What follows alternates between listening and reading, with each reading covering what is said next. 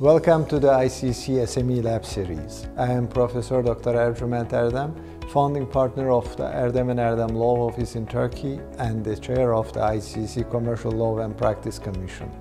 ICC model contracts for startups are easy-to-use model contracts that have been drafted by some of the world's leading commercial lawyers. They are intended to help you as an entrepreneur to draw up and negotiate your contracts, whatever your business and no matter where you are in the world. For those of you who don't know ICC is the institutional representative of 45 million companies around the world. Our mission is to make the business work for everyone, every day, everywhere, including yours. ICC has a special focus on SMEs and startups. In this episode, I will talk about the ICC Model Termsheet for startup companies and explain how you can use it. You will fill in the information related to your specific transaction. Before signing it, you should take a final look from a lawyer's eyes to spot any final revisions that need to be made under the applicable law. You have to carefully read the drafting notes of the model. In this video, I will only deal with the articles that you have to fill out. We suggest that you sign the term sheet at the same time or after you sign the ICC Model Confidentiality Agreement to make sure you protect your confidential information. Article 1 deals with the subject matter of the investment, and you have to choose one of the two options. Option A covers the situation where there is an existing company and the investment will be made in this company. Option B provides for a new company to be incorporated. Article 2 is where you will fill in the identity of the parties. First, the entrepreneurs, who are the shareholders of the existing or the new company as indicated under Article 1, and second, the investor, which is usually a company represented by a physical person. If the investor is a physical person, not a company, you have to revise this paragraph a bit so it looks like the first paragraph where you identified the entrepreneurs. Article 3 describes the business or the project that the investment will be used for.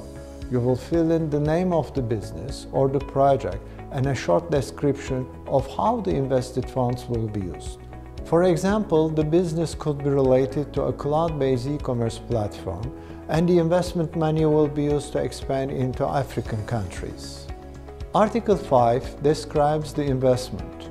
You have again two options. Under option A, the investment is in the form of a capital increase that goes into the existing company. You have to first fill in the amount of the capital increase, second, the pre-money value of the company, and third, the percentage of shares the investor will hold in the company following the capital increase. One of the conditions to the closing is a due diligence review. You have to fill in the number of days allowed for this review. We suggest that this period should not be too long. Under option B, the investment goes into the new company in the form of a capital contribution of the parties.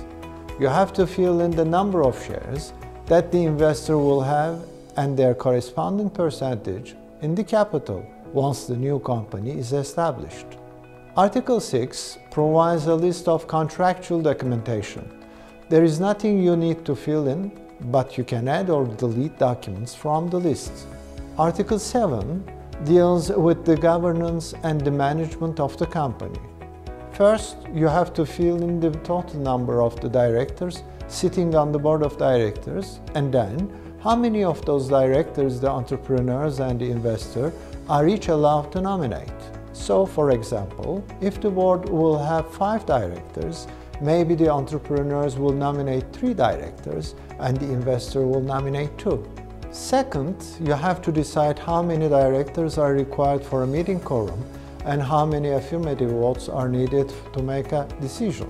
For example, on a board of 5 directors, you can say you need the attendance of 4 directors for a meeting quorum, and that decision will be taken by the affirmative votes of at least 3 directors.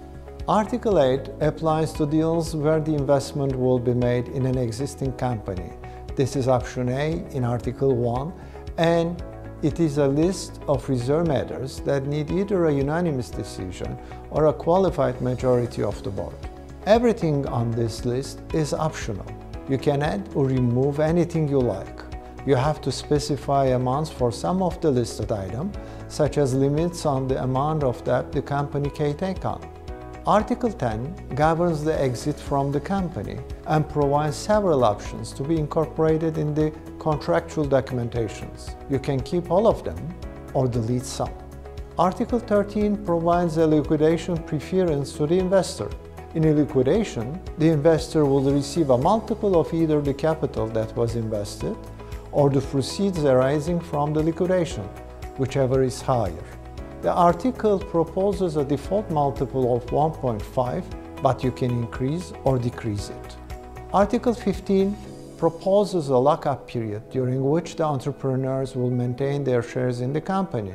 You have to fill in this period, which is generally 2 to 3 years, but can be longer depending on the business and the nature of the investment. Article 16 regulates exclusivity, and you need to choose an option. Option A deals with the case of an existing company where the exclusivity is in favor of the investor. You have to fix the number of days, for example 90 or 120, during which the entrepreneurs must not negotiate with others. Option B regulates the case of a new company, and here you have to fill in 2 things. First, the number or the letter of the annex where you describe all tangible, intangible assets of the entrepreneurs that will be contributed to the company. Second, the number of days during which the entrepreneurs will be prevented from transferring this asset to third parties. Article 17 governs the time schedule and cost, and you need to choose option A, existing company, or option B, new company.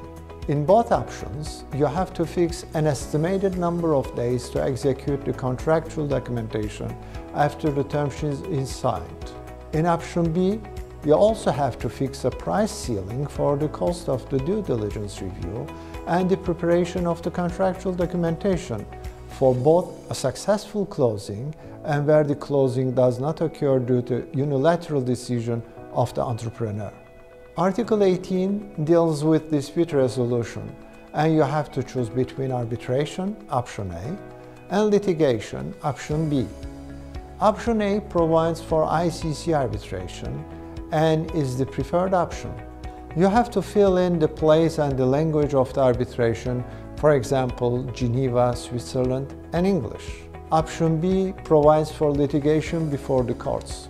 In this option, you have to choose a forum by filling in the courts of a certain place in a certain country. For example, you can say the courts of Milan, Italy. Article 19, the last article, governs applicable law and provides 2 options. Option A is international trade law principles. If you choose this option, it is recommended to use arbitration for dispute resolution. Option B favors national laws. In this option, you have to choose a national law. For example, you can say the laws of Italy. Lastly, don't forget to complete the place and the date where the term sheet is signed. Please fill in Annex 1, the cap table as well. We wish you all the best with your startup venture. If you would like to keep in touch with ICC, feel free to reach out via one of the local ICC offices.